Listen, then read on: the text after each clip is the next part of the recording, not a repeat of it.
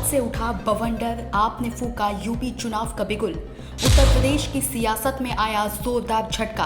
आम आदमी पार्टी ने बहराइच से फूका चुनावी बिगुल। संजय सिंह के दाव से सपा भाजपा में मचा हड़कंप। उत्तर प्रदेश की राजनीति में इन दिनों गर्मी अपने चरम पर है और इसकी वजह है आम आदमी पार्टी का वो सियासी धमाका जो बहराइच की जमीन से हुआ है। राज्यसभा सांसद और यूपी प्रभारी संजय सिंह की मौजूदगी में रविवार को बौद्ध प्रांत का सबसे विशाल कार्यकर्ता सम्मेलन बहराइच में हुआ और यकीन मानिए दर्शकों, ये सम्मेलन नहीं बल्कि सीधे सीधे योगी सरकार के किले पर बोला गया सियासी हमला था। बुलडोजर चलाओगे ना? तैयार हो सब लोग? तैयार हो? बुलडोजर चलाने के लिए आपको बुलडोजर पर बैठना नहीं है, बुलडोजर पर बैठना नहीं है। ऐसा मत करना चंदा लगा के बुलडोजर खरीदने लगो। बुलडोजर खरीदने की भी जरूरत नहीं है, बंदूक भी चलाने की जरूरत नहीं है, तलवार भी चलाने की जरूरत नहीं है। बंदूक तो तलवार, बुलडोजर से ज्यादा बड़ी ताकत बाबा साहब ने आपको दी है। बाबा साहब डॉक्टर भीमराव अम्बेडकर ने बाबा साहब अमर रहे। बुलडोजर से बड़ी ताकत बाबा साहब डॉक्टर भीमराव अम्बेडकर जी ने आपको दी है। और वो ताकत क्या है? वो ताकत है वोट की ताकत। वो ताकत क्या है? वोट की ताकत। और उस ताकत में लिखा गया है कि आरएसएस के प्रमुख मोहन भागवत के वोट की संख्या 1 होगी। दिल्ली के विधायक सुरेंद्र चौधरी के वोट की संख्या 1 होगी। हमारे सुल्तानपुर में रहने वाले सुरेश भाई के बेटे की वोट की संख्या 1 होगी। जनक प्रसाद के वोट की संख्या 1 होगी। छवि यादव के वोट की संख्या 1 होगी। दलित हो, पिछड़ा हो, अगड़ा हो, सवर्ण हो, सबके वोट की संख्या 1 होगी। क्या होगी? 1 होगी। 2 तो नहीं गिना जाएगा। राष्ट्रपति हो या चपरासी हो, सबके वोट की संख्या 1 है। तो एक ही तोप है, एक ही तोप है, एक ही बुलडोजर है, एक ही तलवार है, एक ही तीर है जिससे भाजपाइयों का इलाज है। वोट देकर इनको यहां से भगाने का काम करो, आम आदमी पार्टी को जिताने का। संजय सिंह ने मंच से गरजते हुए कहा, अब भाजपा की सत्ता की नींव हिलाने का वक्त आ गया है। इन्होंने योगी आदित्यनाथ सरकार पर करारा प्रहार करते हुए कहा कि ये सरकार संविधान की आत्मा का गला घोट रही है और अब आम जनता का धैर्य जवाब दे चुका है। भगाना क्यों है? भगाना क्यों है? क्योंकि ये नफरत की फैक्ट्री है। नफरत की बुनियाद पे दुनिया का कोई मुल्क आगे नहीं जा सकता। हिंदुस्तान मोहब्बत की बुनियाद पे आगे बढ़ेगा। ये वो मुल्क है जहां मोहम्मद रफी गाना गाते हैं, दुख के सब साथी सुख के सब साथी, दुख में ना कोई, मेरे राम तेरा नाम एक साचा दूजा ना कोई।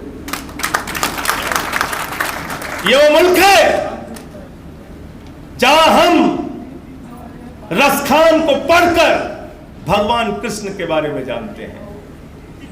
ये वो मुल्क है जहां गंगा जमुनी तहजीब के नाम पर हमने हिंदुस्तान को आगे बढ़ाने का काम किया है। तुम नफरत के बीज बो रहे हो, भाई को भाई से बांटने का काम कर रहे हो। बगल में जाके देख लो, पाकिस्तान बना है धर्म के नाम पर देश। मस्जिदों में बम फोड़े जाते हैं, दरगाहों में बम फोड़े जाते हैं। 132 बच्चों को उड़ा दिया गया। आतंकवाद की घटनाओं में हिस्सा लेते हैं वो लोग।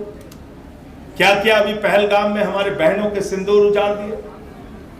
अभी वो 4 खूंखार आतंकवादी पकड़े नहीं गए। प्रधानमंत्री घूम घूम के भाषण दे रहे हैं। पेट्रोल पंप पे उनका सेना वाला फोटो लग गया, रेलवे की टिकट पे सेना वाला फोटो लग गया। भारतीय जनता पार्टी वाले वोट मांगने के लिए कभी ब्रिगेडियर के ड्रेस में मोदी जी, कभी सेना अध्यक्ष के ड्रेस में मोदी जी, कभी वायुसेना अध्यक्ष के ड्रेस में मोदी जी, कभी कर्नल के ड्रेस में मोदी जी। अरे जो लोग सेना का उपयोग अपनी राजनीति के लिए करते हैं, उनकी जमानतें जब्त कराने का काम करना और कहना देश से बड़ा कुछ नहीं है। तुम्हारी राजनीति हमें कार्यकर्ता सम्मेलन के दौरान वही मंच से एक और आवाज गूंजी तिरंगा शाखा के प्रदेश अध्यक्ष इंजीनियर जनक प्रसाद की। इन्होंने बीजेपी पर तंज कसते हुए कहा कि बाबा साहेब भीमराव अंबेडकर ने सबको समानता का अधिकार देने की बात की थी, लेकिन आज देश में क्या हो रहा है? संविधान के साथ धोखा किया जा रहा है, दलितों पिछड़ों की आवाज को कुचला जा रहा है, गरीब शिक्षा से वंचित हैं और बीजेपी की तानाशाही सरकार में आम जनता के अधिकारों का दम घुट रहा है। मैंने कहा उससे पूछा, आप ओबीसी पर ओबीसी वर्ग से आते हो, विश्वकर्मा जी हैं आप? बोले हाँ सर ओबीसी से आता हूं। मैंने कहा माफी के साथ आपसे पूछना चाहता हूं मैं, ये बड़ी गौर की बात है, ध्यान रखिएगा इस बात को। मैं क्यों कहना चाह रहा हूं इस बात को, क्योंकि आम आदमी का अस्तित्व और रोड मैप इसी शब्द में और इसी प्रश्न में मेरा छुपा हुआ है। मैंने उनसे पूछा कि आपके पिताजी कितने पढ़े लिखे थे भाई? तो बोले नहीं मेरे पिताजी तो पढ़े लिखे नहीं थे। मैंने कहा उनके पिताजी कितने पढ़े लिखे थे? तो बोले उनके पिताजी पढ़े लिखे नहीं थे। मैंने कहा उनके पिताजी कितने पढ़े लिखे थे? तो बोले उनके पिताजी वो। मैंने कहा आपको आम आदमी पार्टी जब तीन नस्लों के बाद पूछोगे, ये प्रश्न कोई जनक प्रसाद पूछेगा तो आम आदमी पार्टी या टोपी वाले गारंटी देते हैं कि आपके बच्चों को कहेंगे कि मेरी पीढ़ी भी डॉक्टर थी, इंजीनियर थी, अफसर थी। यह गारंटी एक टोपी देने वाली है। इसी मंच से बौद्ध प्रांत के अध्यक्ष इमरान लतीफ ने भी बीजेपी सरकार पर जबरदस्त हमला बोला।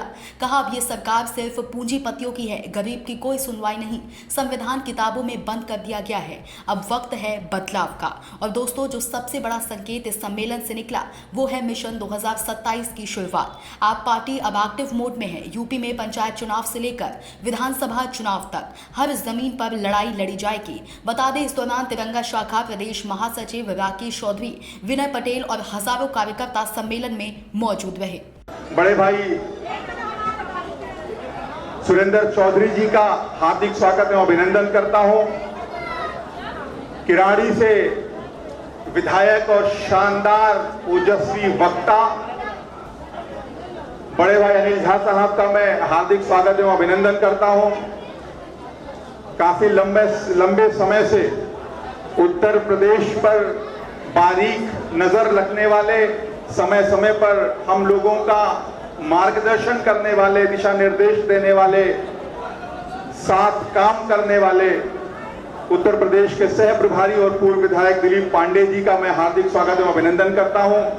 आम आदमी पार्टी उत्तर प्रदेश के निवर्तमान प्रदेश अध्यक्ष बड़े भाई शिवाजी सिंह जी, दिनेश पटेल जी, वंशराज दुबे जी, विनय पटेल जी, छवि यादव जी, नीलम यादव जी, आप सभी, अंकुश चौधरी जी, कमांडो अशोक जी, संतोष रस्तोगी जी, आप सभी लोगों का हार्दिक स्वागत एवं अभिनंदन करता हूं। आज कोई राजनीतिक भाषण मुझे नहीं करना, एक से एक बेहतरीन वक्ता आप पहले भी सुन चुके हैं और हमसे बेहतरीन वक्ताओं को आप आगे सुनेंगे। मैं तभी तक आपके बीच में हूं जब तक ये आपाधापी है। ये आपाधापी खत्म हो जाएगी, मैं यहां से रुखसत हो जाऊंगा, मैं दूसरे किसी वक्ता को माइक दे दूंगा। फिलहाल यूपी की सियासी फिजा में बदलाव की बयार साफ महसूस की जा सकती है। भाजपा के नेताओं में बेचैनी है और विपक्षी पार्टियों सपा और कांग्रेस में हलचल शुरू हो गई है।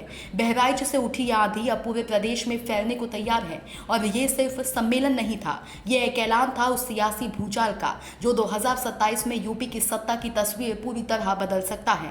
हालांकि अब देखना यह है कि क्या आम आदमी पार्टी जो दिल्ली में बदलाव की मिसाल बन चुकी है, क्या वो उत्तर प्रदेश में भी बनेगी बदलाव की लहर? क्या 2027 का चुनाव होगा आम बनाम सरकार? और क्या यूपी की जनता अब ढूंढ चुकी है नया विकल्प? Bureau report Sumit Sharma, Sam TV digital. Subscribe करें साम टीवी, क्योंकि हम आ गए हैं अब आपके बीच, दिखाएंगे सत्ता के वादों और अपराधियों के एक एक कारनामे की हकीकत। और हाँ, अगर आपके पास भी हो कोई ऐसी खबर तो कमेंट करके हमें बताएं, क्योंकि बिना डर और दबाव के हम दिखाते हैं हर एक खबर डंके की चोट पर।